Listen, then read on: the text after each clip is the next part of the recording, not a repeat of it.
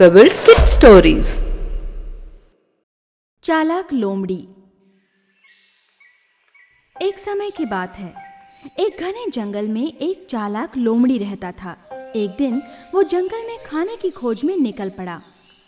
घूमते घूमते उसने एक हाथी का मृत शरीर देखा। भोजन मिलने की खुशी में वो हाथी के पास गया। अपने दांतों से उसने हाथी को चीरने की कोशिश की, पर हाथी की चमड़ी बहुत सख्त और मोटी थी, इसीलिए उसे मांस खाने में सफलता नहीं मिली। थक कर लोमड़ी उस हाथी के पास बैठ गया।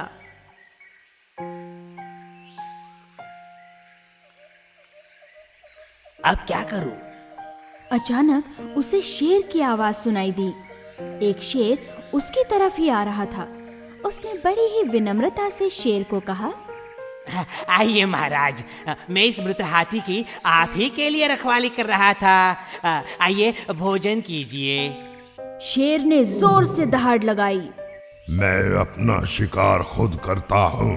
मैं मृत जानवर को नहीं खाता, क्या तुम नहीं जानते? शेर वहां से चला गया। लोमड़ी बहुत खुश हुआ। शेर ने हाथी को जो नहीं खाया। पर लोमड़ी की समस्या तो अब भी वैसी ही थी। कुछ समय बाद एक बाघ गरजते हुए उस तरफ आ गया। लोमड़ी को खतरे का एहसास हुआ। इस बाघ के मन में हाथी को खाने का विचार आया तो कुछ करना होगा। बाघ के पास आते ही लोमड़ी ने घबराते हुए कहा, कृपया चले जाइए यहाँ से। मैं शेर महाराज के शिकार की रखवाली कर रहा हूँ। वो नहाने गए हैं। उन्होंने कहा है कि अगर कोई बाघ यहाँ आए तो मैं उसे रोक के रखूं ताकि वो उसे मार डाले। उन्होंने जंगल के सारे बाघों को मारने की प्रतिज्ञा की है। वो आपको मार डालेंगे। भाग जाइए यहाँ से। ये सुनकर घबराकर बाघ वहां से भाग गया। बाघ के वहां से भाग जाने के बाद एक चीता वहां आ पहुंचा। लोमड़ी को पता था कि उस चीते के तेज नाखून और दांत उसकी समस्या हल कर सकते हैं। लोमड़ी ने हंसते हंसते बड़े प्यार से चीते का स्वागत किया। अरे आओ दोस्त, बहुत दिनों के बाद। कहाँ थे इतने दिन?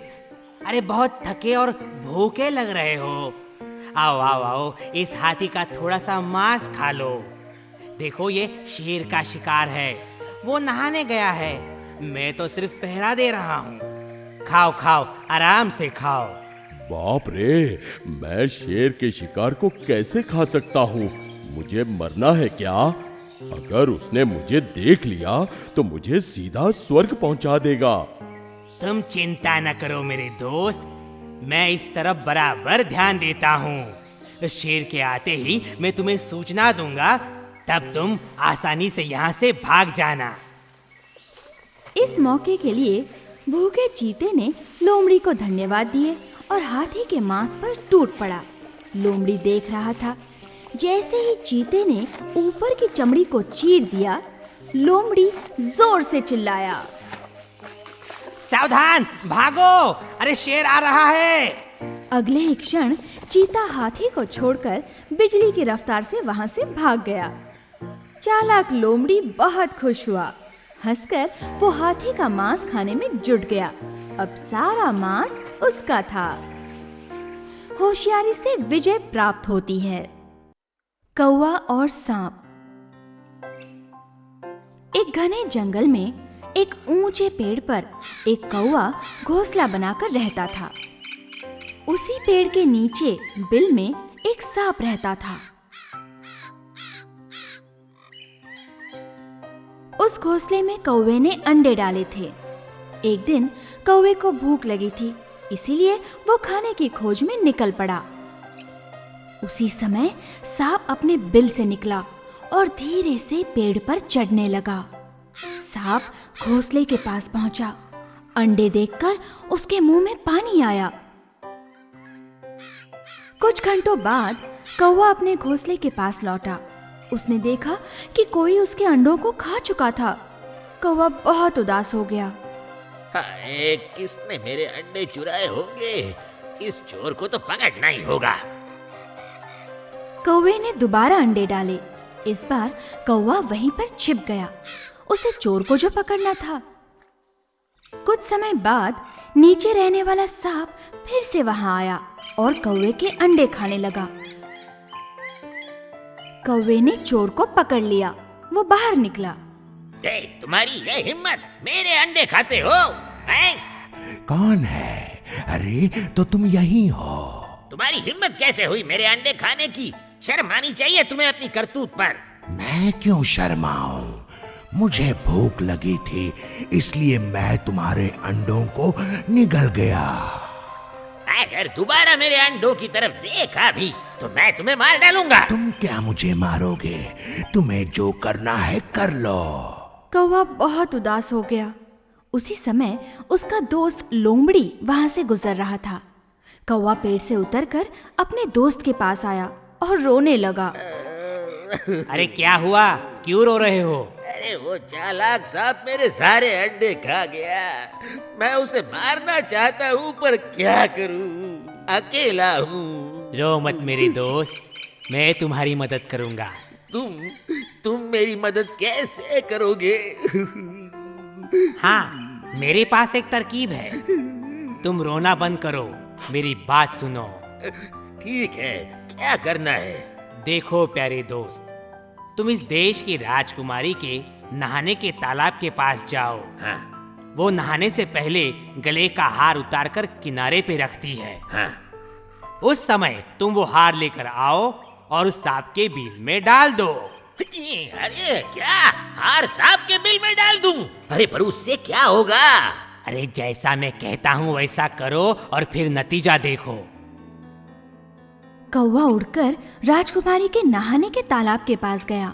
वो हार लेकर उड़ने लगा। राजकुमारी ने देखा और वो चिल्लाने लगी। सारे नौकर सावधान हो गए और कौवे का पीछा करने लगे। सांप के बिल में हार डालकर कौवा वहां से उड़ गया। आवाज सुनकर अनजान सांप ने बिल के बाहर झांक कर देखा। हार उसके गले में पड़ा था। हार देखकर राजकुमारी के सारे नौकर सांप पर टूट पड़े और उसे मार डाला। सांप के गले का हार लेकर वे लोग वापस चले गए। ये देखकर कौवा बहुत खुश हुआ। उसकी मुश्किल दूर हो गई थी। धन्यवाद दोस्त, तुमने इस मुसीबत में मेरी मदद की। बिना कोई डर के कौवा अंडे डालने लगा और खुशी से जीने लगा। दोस्ती की पहचान मुसीबत में होती है। मूर्ख गधा। किसी समय की बात है, जंगल का राजा शेर एक हाथी के साथ लड़ाई के दौरान बुरी तरह घायल हुआ।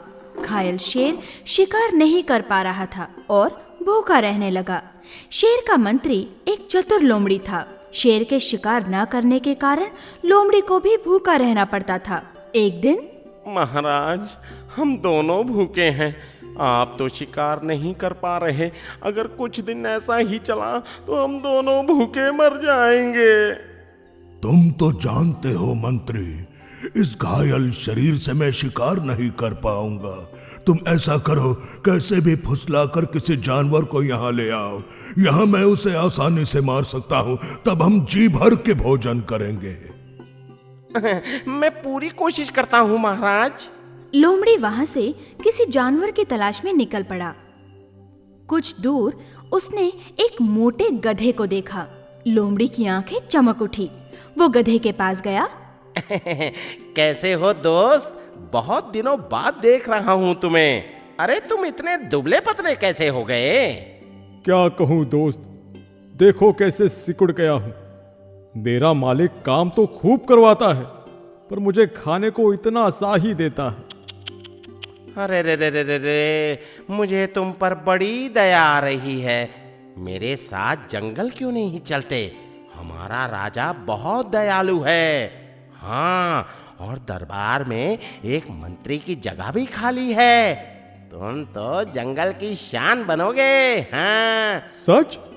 मगर मैं रहा गांव का पालतू जानवर, मैं भला जंगली जानवरों के बीच कैसे रह पाऊंगा? अरे चिंता मत करो, सब मुझ पर छोड़ दो। चलो तो सही। बेचारा गधा चतुर लोमड़ी की बातों में आकर जंगल में जाने के लिए राजी हो गया। लोमड़ी गधे को सीधा शेर के पास ले गया। ऐसे मोटे गधे को देखकर शेर से रहा नहीं गया। गधा पूरी तरह पास आने से पहले ही उसने छलांग लगाई और गधे पे टूट पड़ा। शेर का निशाना चूक गया और डरकर गधा पलटा। जान बचा के गधा वहां से भाग निकला।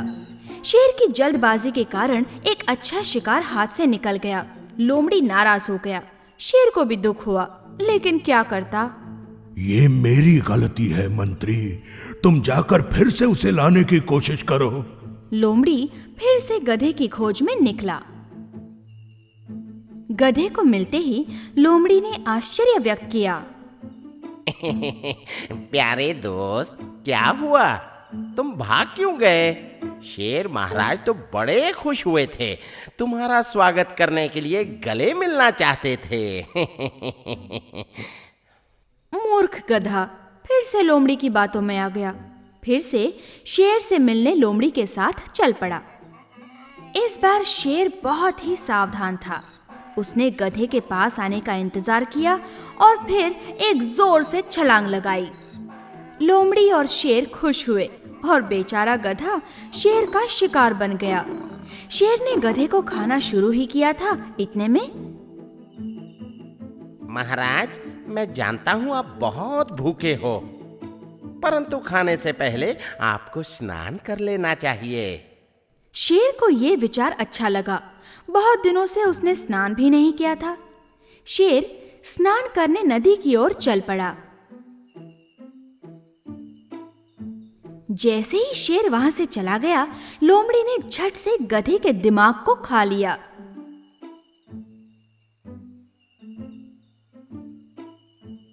शेर वापस आया।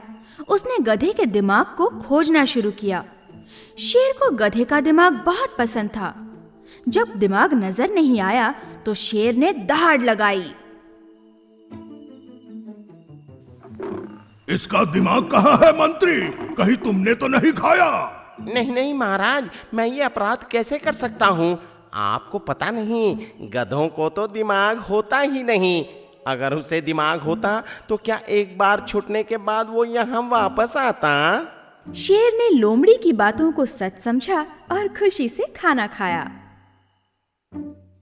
दुश्मन की बातों पर कभी विश्वास नहीं करना चाहिए। महान त्याग।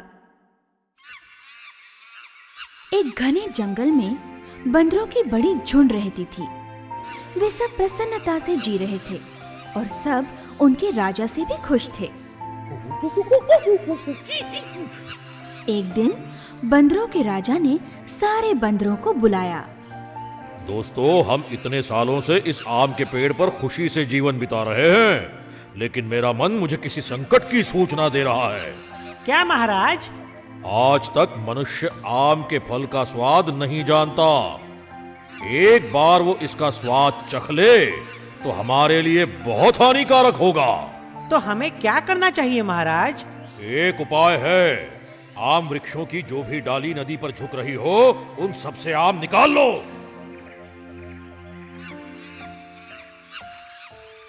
बड़ी सावधानी के पश्चात भी एक रसीला आम नदी में गिर गया।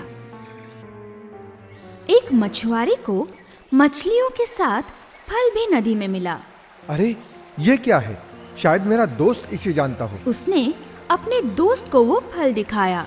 देखो, ये मुझे मछलियों के साथ नदी में मिला। मैंने इसे चख के देखा, बहुत स्वादिष्ट है ये। मैंने ऐसा फल पहले कभी नहीं देखा। मैं कहता हूँ इसे महाराज के पास ले जाओ। हाँ, शायद यही ठीक होगा। वो मछुआरा राजमहल की ओर निकल पड़ा। महाराज, ये फल मुझे नदी में मछलियों के साथ मिला। ये क्या है मंत्री? इसे आम्रफल कहते हैं महाराज। ये बहुत स्वादिष्ट होता है। पर ये आम उगते कहाँ हैं? ये घने जंगलों में पेड़ों पर उगते हैं महाराज। ठीक है मंत्री, कल हम वहां जाएंगे। जाने की सारी तैयारी करो। जैसी आज्ञा महाराज। अगले दिन सुबह राजा अपने कुछ सैनिकों के साथ जंगल के लिए रवाना हो गए। जंगल में एकदम हल्ला मच गया। हैरान होकर सारे बंदर चिल्लाने लगे। ये आवाजें कैसी? बंदर है महाराज। सैनिकों से कहो हम आज आम के साथ बंदर का मांस भी खाएंगे। सारे बंदर घबरा गए। सैनिक बंदरों का शिकार करने लगे। महाराज, उन्होंने हम पर हमला बोल दिया है, हमें बचाओ। अरे अरे धीरज रखो, धीरज रखो, मुझे सोचने दो। बस जैसा मैं कहता हूँ वैसा करो। सभी जल्दी से नदी के पास वाले पेड़ पर पहुँचो। बचना चाहते हो तो जल्दी करो। जल्दी से उस लंबी लता का एक सिर उस पेड़ को बांधो और दूसरा मेरी कमर को। मैं नदी के पार जाकर डाली पकड़कर झूलता हूँ। बंदर राजा ने एक लंबी छलांग लगा के नदी के पार एक वृक्ष की डाली को पकड़ा। उसने देखा कि लता छोटी है, तो उसने डाली को पकड़कर झूलना शुरू किया। जल्दी करो, एक एक करके पार करो। बंदर एक एक करके पार करने लगे। जल्दी जल्दी, मैं थक गया हूँ, ज्यादा देर तक नहीं पकड़ सकता। झुंड में एक क्रूर बंदर खुद राजा बनना चाहता था। बस यही मौका है मेरे राजा बनने का। अब मुझे राजा को मारना ही होगा। उस क्रूर बंदर ने झट से नदी पार की और पेड़ पर चढ़ते ही बंदर राजा को जोर से धक्का देकर नीचे गिराया। बंदर राजा का हाथ छूट गया। वो एक चट्टान पर जा गिरा और उसके सर पे भारी चोट लगी। सारे बंदर ये दर्दनाक दृश्य देख रहे थे, पर उसे बचाने वाला कोई न था। उधर नदी के इस पार राजा वो सब देख रहे थे। चलो, हमें उसकी सहायता करनी चाहिए। तुमने अपनी जान दांव पर लगाकर उन सब की रक्षा की। इसमें कोई बड़ी बात नहीं, ये मेरा कर्तव्य था। तुम्हें चोट लगी है, तुम्हारा इलाज करना चाहिए। नहीं, मुझे यहीं छोड़ दीजिए, मेरी मौत नजदीक आ रही है। तुम्हें बहुत दर्द हो रहा होगा। मुझे मेरी परवाह नहीं, मुझे खुशी है कि मेरे सारे प्रजाजन सुरक्षित हैं। ये कहकर बंदर राजा मर गया। आत्मसमर्पण सबसे बड़ा उपहार है। खरगोश और कछुआ। एक समय की बात है, एक घने जंगल में 3 दोस्त रहते थे, भेड़िया, खरगोश और कछुआ। वो तीनों रोज एक जगह पर मिलते थे। भेड़िया और खरगोश सबसे पहले पहुंचते थे, पर कछुआ हमेशा देरी से आता था। खरगोश हमेशा कछुए का मजाक उड़ाता था। एक दिन अरे तुम कितने आलसी हो, मेरी तरह तेजी से चला करो। खरगोश की बातें भेड़िए को अच्छी नहीं लगती थी। हे, उससे ऐसी बातें मत करो। सच कहूं तो तुम कभी दौड़ में उससे जीत नहीं पाओगे। ये कछुआ क्या हराएगा मुझे? अच्छा, इतना अहंकार। चलो, एक दौड़ की प्रतियोगिता रखते हैं, देखते हैं कौन जीतता है। खरगोश और कछुआ इससे सहमत हुए। उन्होंने शुरुआत और अंतिम स्थान निश्चित किया। प्रतियोगिता शुरू हुई।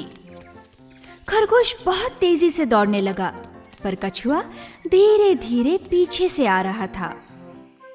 खरगोश जल्दबाजी में बहुत तेज दौड़ते जा रहा था। कछुआ धीरे से लेकिन दृढ़ निश्चय और एकाग्रता से अपना रास्ता काट रहा था।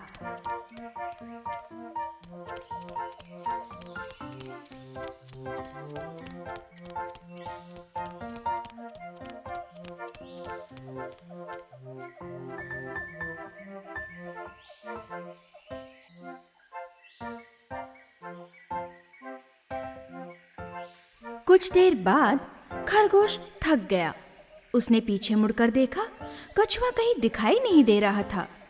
तो खरगोश ने सोचा, है, वो मुझसे कभी नहीं जीत पाएगा, जरा आराम तो कर लूं। ये सोचकर खरगोश एक बड़े पेड़ की छांव में लेट गया और चैन की नींद सो गया।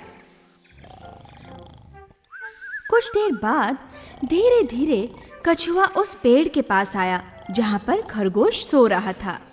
उसने देखा कि खरगोश गहरी नींद सो रहा है, मगर वो अपनी गति से बिना रुके अपनी मंजिल की ओर चल पड़ा।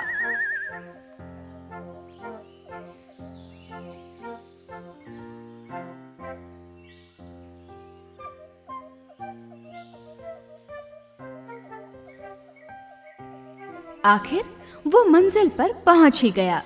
सारे जानवर उसका अभिनंदन करने लगे। आखिर तुमने कर दिखाया, पर खरगोश का क्या हुआ? बड़ी देर बाद खरगोश नींद से जागा। पीछे मुड़कर देखा तो कछुआ दिखाई नहीं दिया। वो आलसी कछुआ तो नजर भी नहीं आ रहा। भला मुझसे कौन जीत सकता है?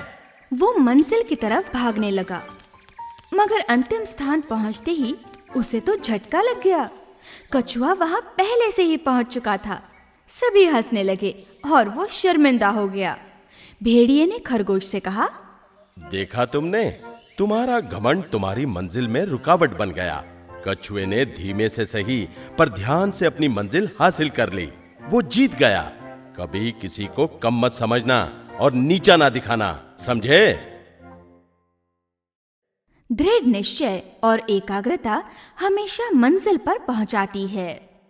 घमंडी हाथी। एक काले जामुन के पेड़ पर एक चिड़ियों की जोड़ी रहती थी। उन्होंने पेड़ पर एक घोंसला बनाया था और वे बड़े खुशी से रहते थे। कुछ दिनों बाद चिड़िया ने अंडे डाले। अंडों से वे बड़े खुश हो गए और बड़ी बेसब्री से अपने बच्चों के आने का इंतजार करने लगे। एक दिन एक बड़ा हाथी घूमते घूमते उस जामुन के पेड़ के पास आया। उसे वे पत्ते बहुत पसंद थे। उस पेड़ की डाली खींचने के लिए हाथी ने अपनी सूंड ऊंची उठाई।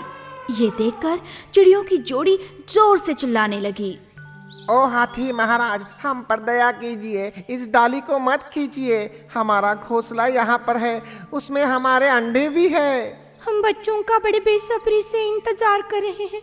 अगर आप इस पेड़ को हिलाओगे तो हमारा घोंसला गिर जाएगा, सब अंडे फूट जाएंगे। हम पर दया करो हाथी महाराज। घमंडी हाथी ने उनकी परवाह नहीं की।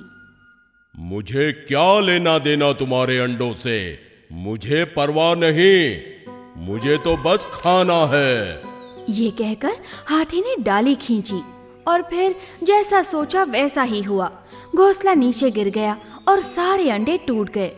चिड़ियों को बहुत दुख हुआ, वे खूब रोए। घमंडी हाथी पत्ते खाकर वहां से निकल गया। चिड़ियों की जोड़ी को अब बहुत गुस्सा आया। उन्होंने बदला लेने का फैसला किया। वे रोते रोते अपने मित्रों के पास सहायता मांगने निकल पड़े। उस घमंडी हाथी ने हमारे अंडों को तोड़ दिया। उनका रोना सुनकर कौवा, मेंढक, चींटी सभी उस जोड़ी को दिलासा देने लगे। कौवे ने समझाया, रोना मत, उस घमंडी हाथी को अच्छा सबक सिखाएंगे। सभी मिलकर उस घमंडी हाथी को सबक सिखाने की तरकीब सोचने लगे। दूसरे दिन चिड़िया और उनके मित्र उस हाथी की खोज में निकल पड़े। उन्होंने पूरा जंगल छान मारा।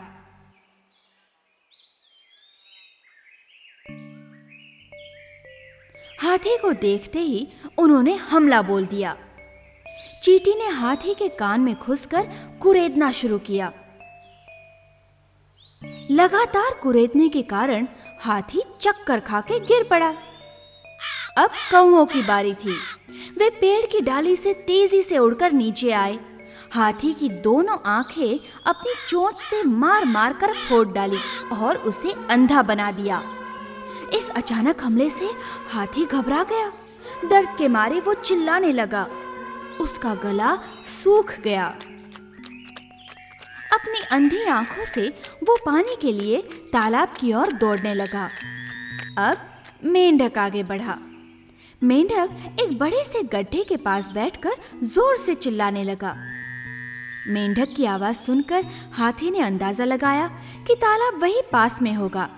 हाथी उस आवाज की दिशा में जाने लगा और अगले ही क्षण हाथी गड्ढे में गिरकर मर गया। चिड़ियों की जोड़ी ने अपने दोस्तों की सहायता से उस घमंडी हाथी से बदला ले लिया। होशियारी और साहस ताकत से महत्वपूर्ण हैं। बोलती गुफा। एक समय की बात है, एक शेर काफी समय से भूखा था। बड़ी देर बाद उसने एक जानवर का पीछा किया, लेकिन अफसोस वो भी उसके हाथों से निकल गया। शेर अब बहुत थक चुका था। कोई शिकार न मिलने के कारण बहुत निराश होकर वो जंगल की ओर चल पड़ा। रास्ते में उसने एक गुफा देखी। शेर आराम करने के लिए गुफा के अंदर गया। उसने सोचा शायद कोई जानवर अंदर हो तो उसे अपना शिकार बना लेगा। अंदर जाने पर शेर ने देखा कि गुफा तो खाली थी। वो अंदर रुक गया और बड़ी बेसब्री से किसी जानवर के आने का इंतजार करने लगा। वो गुफा एक लोमड़ी की थी जो बाहर गया था। जब लोमड़ी वापस आया तो उसने देखा कि गुफा के बाहर किसी जानवर के पैरों के निशान थे जो गुफा के अंदर जा रहे थे। लोमड़ी सोच में पड़ गया। अरे ये किसके पैरों के निशान हैं? लगता है शेर के हैं। अरे बाप रे, अगर मैं अंदर गया तो वो मुझे मार डालेगा। लेकिन लोमड़ी भी बड़ा होशियार था। उसने गुफा की ओर देखकर जोर से आवाज दी। गुफा, ओ गुफा! गुफा की तरफ से कोई जवाब नहीं आया। ओ गुफा, कुछ तो बोलो। गुफा फिर भी खामोश रही। अरे गुफा, आज मुझसे बात क्यों नहीं करती? क्या हुआ? गुफा की ओर से कुछ जवाब नहीं मिला। देखो, अगर तुम मुझसे बात नहीं करोगी तो मैं वापस चला जाऊंगा, देखना। मूर्ख शेर ने सोचा शायद ये गुफा हमेशा लोमड़ी के साथ बातें करती है। चलो मैं ही उसकी जगह पे जवाब देता हूँ, फिर लोमड़ी अंदर आएगा और मुझे पेट भर के खाना मिलेगा। ये सोचकर शेर ने आवाज दी। मेरे प्यारे लोमड़ी, ये तो मजाक था।